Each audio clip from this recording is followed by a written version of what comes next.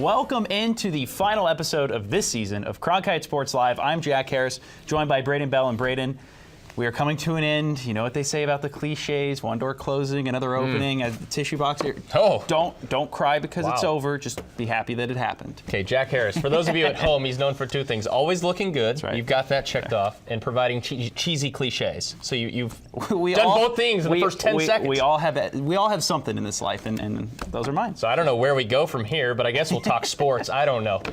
We'll start with the Arizona State softball team. Leading up to last weekend, the 2018 season for the Arizona State softball team, it was about as good as they could have hoped for. A top 10 ranking, an elite pitcher in the circle, and an offense that provided timely hitting.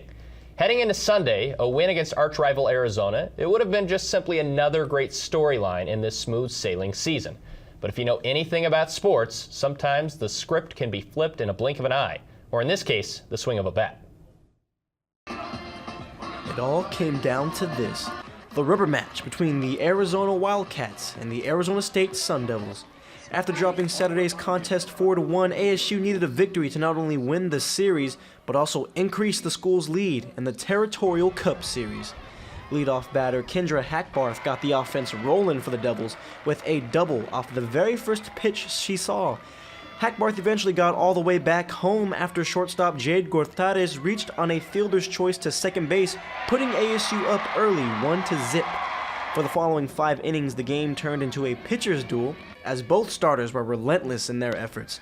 Taylor McQuillan came into the circle for Arizona with a 19-9 record and 1.83 ERA. She finished the evening with 11 strikeouts, just one shy of her season high. Meanwhile, G. Juarez came in sitting at 19-2 on the year, while throwing a Pac-12 best .74 ERA.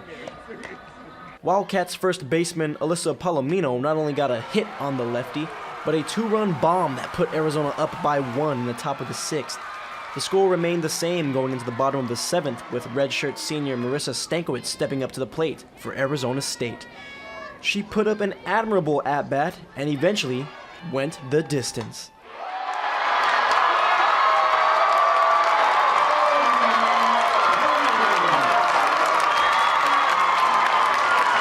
The rest of the team, however, couldn't take advantage of the swing of momentum, and they settled for an extra inning.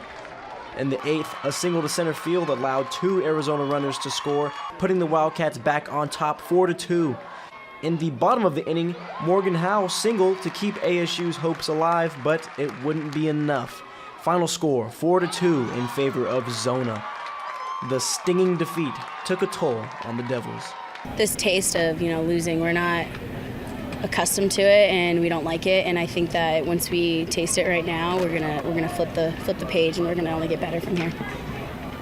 It's a really tough feeling losing to them, like losing the series to them. But I feel like you're gonna see a whole different team after this because it hits the heart, it just bothers us.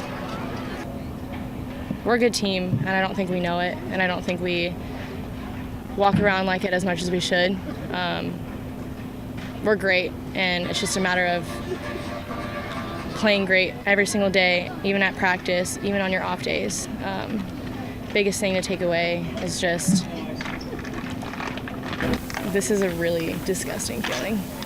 And I don't think anybody ever wants to feel it ever again. So. With tonight's loss, the Territorial Cup Series is now tied at 8 points apiece. The softball team now travels to the Beehive State next weekend to take on the Utah Utes. From Tempe for Cronkite Sports, I'm CJ Chavez. We welcome on WCSN softball reporter Jake Santo now to go in-depth on the series because, Jake, ASU had been rolling prior to this week and they've been climbing in the rankings, but now they hit a little bit of a snag. What tripped them up this past weekend? So I think this weekend ASU really struggled to get runs on the board. They only scored a total of 5 runs in the series against Arizona. Also, they had problems with their pitching. Brianna Maha gave up 4 runs on the Saturday game, and then G. Juarez gave up 4 runs that afternoon as well for Sunday. So, with a lack of hitting and poor pitching, that's really what caused Sun Devils' struggles. Yeah, you mentioned G. Juarez. She has been good this year, but who are some other players that really need to step up for ASU right now? So I would say Brianna Maha and Dale Rindak really need to step up for the Sun Devils. G. Juarez has been fantastic for the Sun Devils pitching this season. She's really led the team, but going down the stretch, you need more than just one pitcher to be successful. So I really want to see more out of Brianna Maha and Dale Rindak. So going into NCAA regionals, they need to step up. All right, crystal ball time, end of the season, right around the corner. So how do you see the rest of this year playing out for ASU softball? So ASU has a very easy schedule going into the rest of the season. They have a matchup against Stanford. They have a matchup against Mexico State, who they had a win against earlier in the season, and they have a matchup against Utah. So those are all very bad teams. Both of them are Utah and Stanford are lower in the Pac-12 standings, but they do have a matchup against UCLA, who is currently ranked #1 in the country. So that would be a tough matchup. Otherwise, ASU is going to have a few wins against those lower tier teams, but UCLA will be a challenge for them. Yeah, well, chances for the Sun Devils to finish the season strong. Be sure to follow along with all Jake's stuff and the rest of the softball team at cronkitesports.com. That softball team full of exciting storylines, but there's also a sport that is full of exciting storylines. They aren't even playing right now. That's the Arizona State men's basketball team. I'm joined now by Rob Warner, who is a WCSN men's basketball reporter. And Rob, a lot going on with this program in terms of recruiting.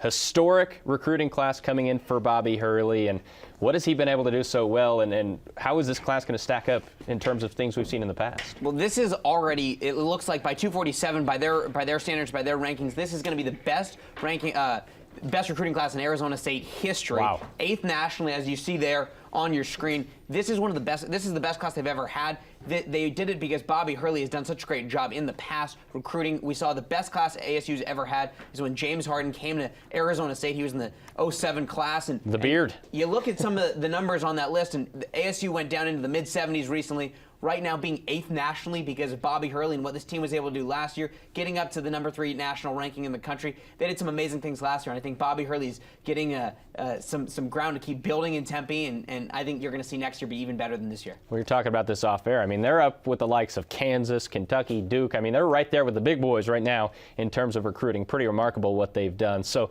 the numbers are obviously great, but the players are the people who make plays. So who are these new freshmen that are coming in that are so highly touted? Yeah, I mean, there's a few amazing freshmen. You get Lugans Dort, a really great kind of small forward shooting guard that can shoot the ball, athletic, can pass the ball as well. Tayshawn Cherry, a Southern California recruit, as well as Kamani Lawrence, who came a year ago. He's the top-rated player in Arizona State's class a year ago. They've got Uros Plavsic, who just signed yesterday. He's a 7'1" center who can pass the ball, shoot the ball. He's that center that they didn't have last year. It's going to kind of help be the true center for this team, I think. And some of these guys are going to be able to step in right away and be instant contributors. I think that's going to be one of the special parts. Is this recruiting class, these guys are going to be able to come in right away and play important, critical minutes for the team. You see all the guys on this list. They did it in high school. They're some of the best rated players in the country. Each of these guys is above a four-star player, and you don't see that in most classes. Arizona State's never had a recruiting class of 4 players that are 4 stars or better. So my big question is, they were known as guard you last year. Will they be front court you this year? You think T-shirts will be made? I think they will. Yeah? I think something's got to be done because this team is going to be a lot taller, and it's going to start with some of the transfers that came last year that we didn't get to see during the season. They had to sit out a year. Rob Edwards and Zylan Cheatham, those two guys, really special players. I think both of them are going to crack into the starting lineup come the season opener next year. Rob Edwards, he's that NBA guard, that big guard, can shoot the three, can pass, very athletic. And then Zylan Cheatham, he's been working on his three-point shooting and his shooting around the hoop a little bit more as well. But he's a tremendous athlete, can throw down some of the most vicious dunks you'll see in college basketball next year. These two guys are going to be really critical for how the team does next year. I think both these guys are going to come in and be able to play very well right away. So the freshmen are talented, but these guys might provide some of the highlights you guys will be seeing next year on this very show. My only thing is I wish the season started tomorrow. We have to wait till October. It's going to be tough. I don't know how we're going to do it, but I think we'll do it. And, we get a nice little summer break, so I think that might be all right. That is true. There's rumor of that happening. All right, Rob, so men's basketball, very exciting. Another thing I know you enjoy, though, is men's tennis. That's true. And they've had a phenomenal year in their first year back. It's their first year since 2008. This talented Sun Devils team, put together by first-year head coach Matt Hill, closed out its regular season in fine fashion, dismantling arch-rival Arizona in a 4-0 shutout in front of the fans at Arizona State's Whiteman Tennis Center. This match served as the senior day for the lone senior on ASU's roster, Captain Mikhail Gertz. The senior captain from Belgium went 25-11 in 2018, including a win over the #1 player in the nation. Gertz's final individual rankings was 20th in the country. The Devils wrapped up a regular season in which they went 14-10, 3-3 in the Pac-12, and finished with a final D1 ranking of number 36 in the nation. For a team that was reinstated that year, that's pretty good. The team will now look to make a deep run in the Pac-12 tournament before entering the NCAA tournament coming up soon. Entering its home series with Utah this past weekend, ASU baseball had lost 13 of 16 games and hadn't recorded consecutive victories in almost a month. But the Sun Devils' bats came to life against the last-place Utes as the team scored 35 total runs to sweep the three-game series. The winning streak was short-lived, though. On Wednesday, ASU dropped back into the loss column, suffering an 8-7 defeat to New Mexico State that had all the unsightly hallmarks of what is shaping up to be another losing season at Phoenix Muni. The Sun Devils open a three-game series in Corvallis this weekend against the number 5 Oregon State Beavers, and our very own baseball reporter Nick Batters joins us from Rainy, Oregon. Nick, thanks for coming on. Thanks so much for having me on, Jack. I appreciate it. Well, like I mentioned earlier, ASU swept Utah last weekend before losing to NMSU on Wednesday, dropping their season record to 17-23. Nick, as the Sun Devils prepare for Oregon State, can you sum up their up-and-down week? I think the best way to explain the ASU baseball series against Utah is the Sun Devils, they played to their full potential. They showed their true ability on the diamond. The Utes, they're not that good of a team. They came into the series with less than 10 wins and an RPI well above 200. So it was a series that ASU should have taken, and the good thing for them is that they did just that. The offense, it was clicking early and on. All throughout the series, their bats were hitting well. Hunter Jupp, he had a really good weekend with a couple of 3-hit performances. Guys like Gage Canyon and Spencer Torkelson turned in their usual fantastic performances at the plate. All around, it was a really good offensive weekend. Granted, Utah, they're not that good of a pitching team, but still, it's something to take into consideration. And the reason this offense performing well was so important was because the pitching wasn't that spectacular. The starting pitching really struggled in the early parts of the series, and the bullpen didn't look that good at the end of the series. So the pitching wasn't that good. The hitting made up for it. But looking into Wednesday's game, New Mexico State is a really good offensive team. They came into the game as a team hitting well above 300, which is very mightily impressive. And like I talked about, ASU's pitching, it hasn't been that great this season, and that continued on Wednesday. Spencer Van Scoy didn't deliver one of his best starts of his career, and like I said, the New Mexico State offense, it was just too good. Yeah, ASU's facing another tough matchup this weekend against the Beavers, who are ranked number 5 and went to the College World Series last summer. What do the Sun Devils need to do to be successful this weekend? Yeah, like you mentioned, that's a very interesting question. Oregon State, they're a very good team, and ASU, like you said, they struggled against Stanford. Now, they had some success against UCLA, and they swept Oregon, who at the time was a very good team. So this ball club has shown that they can play a complete ball game. They can pitch well, they can field a clean defensive game, and they can hit consistently all game long. Now, the issue this season has been that they can't do all three at the same time, and that's really what's plagued them in a lot of their losses, especially those close ball games when the pitching falters. So in order for ASU to stay competitive against an Oregon State team that can hit, they can field, and they can pitch, ASU has to match what Oregon State is doing all series long. They have to be consistent on the mound, in the field, and at the plate if they want to have any success, any shot at winning. Game 1 of the series is coming up later tonight, so before it gets underway, weekend prediction. Now, tonight's going to be a very tough game for ASU. Oregon State, they're going to be pitching Luke Heimlich, and Heimlich, he is such a talented pitcher. He absolutely dominated the Sun Devils to open up Pac-12 play last year. The best shot that ASU has to win is definitely going to be on Sunday with Eli Lingos. He's delivered a lot of quality starts this year. He's been fantastic, Mr. Reliable, probably the most consistent pitcher on this staff. Saturday will be interesting because Sam Romero has gone back and forth between showing flashes of being a great starting pitcher and being a guy that is more suited for a long relief role. So that'll be interesting to see. Realistically, ASU might be able to pull out a win, but it's going to be tough for this team. I wouldn't be surprised if they get swept, but I also wouldn't be surprised if they win a game. 2 would be a stretch, not out of the realm of possibility, but this is going to be a fun week of baseball. Nick, thanks as always. Thanks so much for having me on again. I appreciate it. So you heard earlier in the show about Bobby Hurley's historic recruiting class for the men's basketball program. But the men's squad isn't the only team that should be strong next year. Charlie Turner-Thorne and the Devils women's team return everybody from last year's team. Literally everybody. Alex Gall has more. Thanks, guys. Let's talk about some ASU women's basketball. The Devils are coming off a season in which they made the NCAA tournament for the 5th straight year, tying a program record in the process. This is, of course, after losing one of their top players, Sabrina Haynes, just 9 games into the season. But of course, after a strong performance in the Pac-12 tournament, ASU eventually fell to the number 2 seeded Texas Longhorns in the second round of the NCAA tournament. Why are these accomplishments so significant, you ask? Because ASU did it with no seniors. Thus, they return every player to the roster from last season. Not to mention that they also get Sabrina Haynes back from her season-ending ACL injury. And don't forget about their recruiting class. So let's break down the 2018-2019 Sun Devils. The starting 5 projects to be much the same as last year, with now senior Kiana Ibis leading the charge down low, alongside Charnay Johnson-Chapman, who led the team with 6.5 rebounds per game last season. Robbie Ryan and Courtney Ekmark, who both shot over 34% from deep last season, will likely flank the wings, providing perimeter shooting and slashing. Sabrina Haynes also started 6 of the 9 games she played last year and figures as the natural choice at the point guard slot.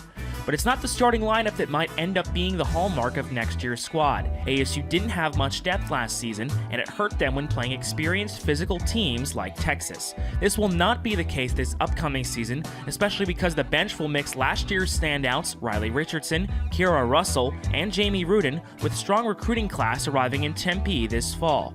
Of the 3 incoming freshmen, I think the one to keep an eye on is Jade Van Hefty.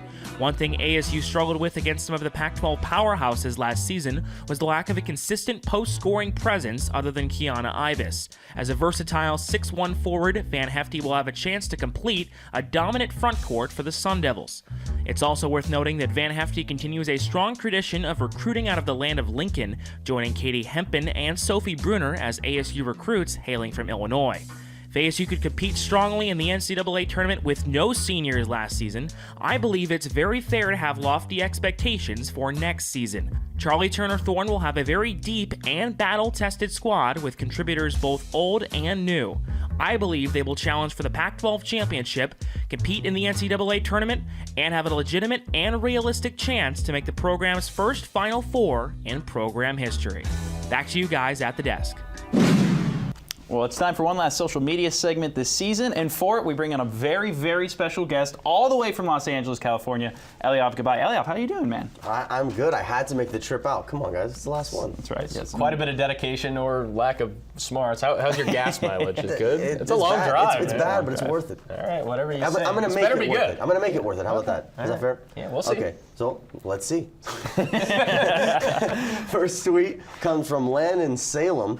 He is the director of player personnel at FAU, and he says, tomorrow our coaches will be all over the country locking in on our targets, the Jason Bourne, very dramatic. And then we have the quote tweet from Brad Denny, shooting recruits is probably an NCAA violation. You're right, Brad, it probably is, and that is way too intense, I think. Yeah, a little bit. I mean, Jason Bourne, great movie, but sometimes with the gifts, like you see it, people just go a little overboard with them. Like you got to fit the message to what you're trying to say. I was honestly shook when I saw this tweet. I saw it when I was scrolling through, and I was like, oh my God, not only against NCAA violations, it's against the law. Right. That is what we call murder, folks. Not There's a good. no gray area here. No, it's pretty cut and dry. Don't do it. But speaking of gifts, I really want to see what happens if we give Herm some gifts and see what he does with his Twitter game. Please make it happen. Oh my God. Oh God. We'll see. But this next tweet's coming from @CallMeGiselle, and she's saying Gina. the essay the essay hack. Type your essay using the Google Docs app on your phone. Use your microphone. Speak the paper, and she saves a lot of time. But outfielder Miles Denson on ASU doesn't buy it. 3 lines in. Yeah. So. The individuals in this trial needed to do better, and you get the point. I'm totally on Miles' side here. I don't know how that would work. I think there's way too much thought, at least on my end, that goes into an essay before I can just speak it into existence like LeVar. Well, Eliav, I gotta say, I think I'd be able to do it all right. Okay. I'm pretty witty, and I never say or like or and so. humble. That too. That'd be easy. Come on. I mean, well, we could find out. You know, if you just turn the subtitles on for this stream, we could really see just how that plays out. I think I wouldn't return next week. I guess we don't come back next week. But got you there, right. folks. Yes. I got you. Well, this second to last tweet, we do have an extra one for the final show, comes from Charles E. Cheese. Chuck E. Cheese. I always listen to Thunderstruck before an exam because it gets me hyped while also providing a hint of despair to keep me grounded. 60% of the time it works. Every single time. Well, Stefan, he just says he explained a 4-year-long pondering of why ASU plays it before every football game. It makes a lot of sense. They're not trying to get your hopes too high, but just high enough to get pumped. Yeah, I think the way to really make this foolproof is to play the song and have, the Sparky video of him stepping on the opposing team's bus, something like that. Yeah, I mean, that could work out. I don't know. I mean, I definitely don't listen to Thundershock before the gym. I'm trying to have a good one all the way through. Sick brag. Yeah, That's great. Now I'm the one bragging. Oh, okay, all right. Well, this last one comes from Sun Devil Athletics. Guys, we have 2 new members of Cronkite Sports, apparently. Nikhil Harry and Frank Darby, ASU football players. Let's take a look at their work and their little undercover stunt in Tempe. Would y'all like to do an interview for Cronkite Sports? Jamal, by the way. Nice to meet you. Ryan. Jamal reporting for Cronkite Sports. How's your experience at ASU been so far? It's been fun. I just really love the football games. Well, who is the best sports team ASU has? I'd like to say basketball. What's your favorite ASU event to go to? I like the baseball games. What about you? Football. Who's your favorite player in football? Number 7. Kalen. Yes. Balaj. Yes. DJ Foster. Is he the best player to ever come through ASU? Well, I mean, in recent years, I would say probably, yeah. Who's the best player on the football team? Nikhil Harry. Okay, well, what do you think of Nikhil Harry? He's talented, dude. Talented kid. I think so too. I locked him up in high school. Oh, yeah, you did? I did that. Number 84, Frank Darby. Yeah. You know him? Would you guard him? Would you guard him if your life depended on it? No, there's not a chance. You guys are really Cronkite? I'm really Cronkite. You guys are massive. Sometimes football is just not for everybody. Yeah. You know? Not for me. Yeah, too rough. It's too rough. Yo, I'm Frank. What? Yeah. I'm Frank Darby. Thank you for talking so well about me. I appreciate that. Are you serious? I'm Nikhil, yeah. Oh, okay. That's awesome. Dude, you're a stud. Thank you. Appreciate wide it. receiver, dude. I have a suggestion for both of you. I think if you ever end up going to one of the women's basketball games, you should watch number 42. No, watch number 42. She cold. She cold. Yo, I can't with him. I swear. He said, I really think y'all should go watch number 42.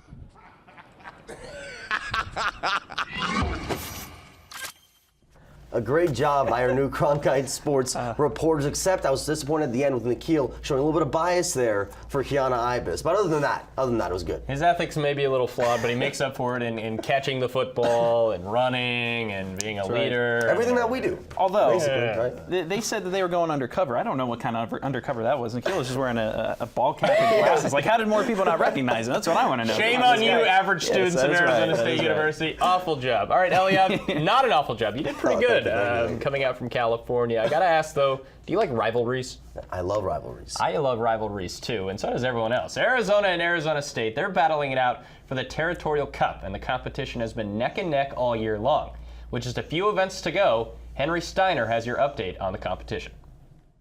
Thank you very much, guys. I'm Henry Steiner, and I've got a very special edition of Impact for you. In honor of our final show of the semester, we are going to be looking back at the highs and the lows of the holy grail of Arizona college sports, the Territorial Cup.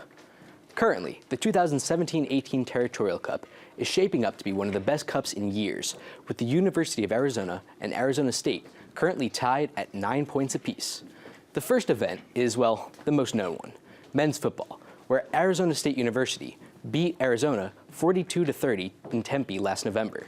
The next few points went to the U of A, with victories in men's cross country, soccer, and women's volleyball, and women's cross country, bringing the score at the end of the fall to 4-1 U of A. In the winter, U of A looked to continue their dominance after 2 men's basketball wins, but ASU would not give up, as over the course of a 1-week stretch, Arizona State won both women's basketball games and both men's and women's swimming and diving team. ASU continued their comeback, taking gymnastics and women's indoor track, with the only blemish being a loss in men's indoor track. At the end of winter sports, the tally was 6-6. Arizona jumped to an early lead in the spring, taking both games of sand volleyball and narrowly taking the softball series. But fear not, Sun Devil fans, as ASU's tennis teams came to save the day, with wins from both the women's and the newly reinstated men's teams. Finally, the two schools have split gulf, as Arizona's women's team defeated ASU's, and as Arizona State's men's team took home a second-place finish. This is where we stand now, with the series tied at 9-9, with only 3 events to go. It really is anyone's cup. Two of the remaining events are men's and women's outdoor track and field, which will both be held May 5th and 6th, with the higher placed team taking the point. The entire series could very well come down to the last event, men's baseball, which is played on May 17th through 19th. This could be very interesting if they do in fact split men's and women's outdoor track, as for the first time in 10 years, the baseball series will be at 4 and not 5 games. This allows for an opportunity of a 2-2 split, resulting in a hypothetical score of 10.5 to 10.5, in which case, in unprecedented fashion, the winner of the prestigious Historical Cup will come down to whichever program finishes higher in the Lee Field Directors' Cup standings, which rank the holistic success of all Division I programs. As of yesterday, via the final winter standings, Arizona State is ranked 36th, compared to University of Arizona's ranking of 61st. In this aspect, it looks like if this were to continue, Arizona State would take home their 5th Territorial Cup in as many years. But if there's anything that we have learned in college sports and in the Pac-12 play, well, it's that we actually know nothing at all. Now back to Braden and Jack at the desk. The first season of Arizona State's women's lacrosse program is over after the Sun Devils were eliminated from the Pac-12 tournament in Boulder, Colorado yesterday by way of a 19-7 loss to USC. It brought to an end a debut campaign that had many firsts: a first win, a first conference win, and a first season of NCAA Division I lacrosse, men's or women's, to ever be played in the state of Arizona. The Sun Devils started strong, winning 5 of their first 6 games in the non-conference portion of their schedule, a stretch highlighted by 2-win road trips to the Southeast and to New York. But ASU's inexperienced roster never found its footing in the Pac-12, one of the top women's lacrosse leagues in the country. An overtime win at Cal was all ASU could claim, as it finished in last place in the league with a 1-9 record. Lacrosse team, pretty exciting stuff, like you said, their first season. But they did a pretty decent job. A really tough conference. Took a couple steps forward, and that's what you have to do in a first year like that. They should be fun to watch, and this segment should be fun to watch. It's true. I'm just going to go ahead and say that. The way it is, the segment in which we have 3 questions, debate them out, argue them, and then they decide over there in the control room which one gave better answers. Right. It's going to be me, but well, don't worry, because it's not. We have the tissues still here on set for you. Wow. Okay, so it's going to be kind of a full year-long in review segment. So we're going to start out with a very simple question. Which ASU sport has had the best season so far? I'll have to go with men's basketball. And there have been some really good sports seasons from different sports, but men's basketball, not just what they did on the court, getting back to the tournament, setting attendance records, but also with the recruiting that we talked about earlier in the show, all around a great year for them. I'm going to go with the softball team, a consistent top 10 team throughout the year.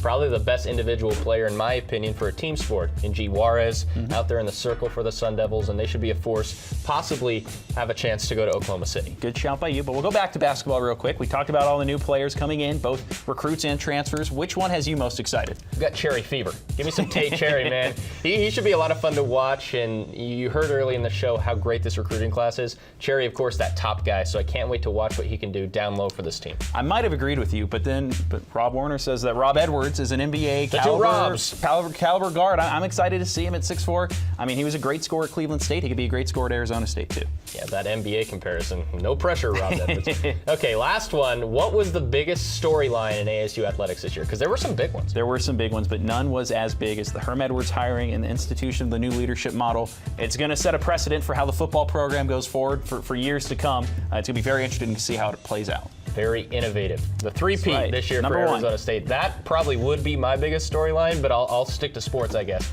And we'll go over to basketball, the sensation that program really created. It. Arizona State truly was a basketball school there for a few months. It was very exciting. They set attendance records. Wells Fargo Arena turned into the bank. I mean, it was pretty big. Broke down walls. Literally, they broke down walls. So it was a very exciting year for the basketball team. All right, well, we'll see whose arguments are more exciting now. Exciting. We'll pick a winner here for. I think exciting could be a criteria. Either way, I thought we were both decent. Oh, that is true. Look at that. God, you were last cute. time you're gonna get to see that. Last time you're gonna get to see that this year. Enjoy it. Enjoy it. Oh, you're adorable. Visit any Arizona State athletics event, and you'll notice 2 things: a hard-working group of student athletes on the field, diamond, ice, or floor, and an equally dedicated group of student journalists working away in the press box. It's a journalistic blessing that ASU has. Sadly, it is becoming an endangered phenomenon at other schools around the country. The darkest example recently unfolded at Southern Methodist.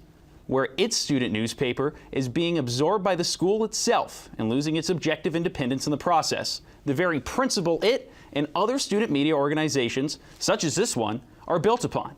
The Walter Cronkite Sports Network, like the countless other student papers, radio stations, and broadcast networks, not only at this school, but around the country, strives every day to report fairly and accurately, to paint a robust and honest picture of Sun Devils athletics, and do it at the highest level of quality possible.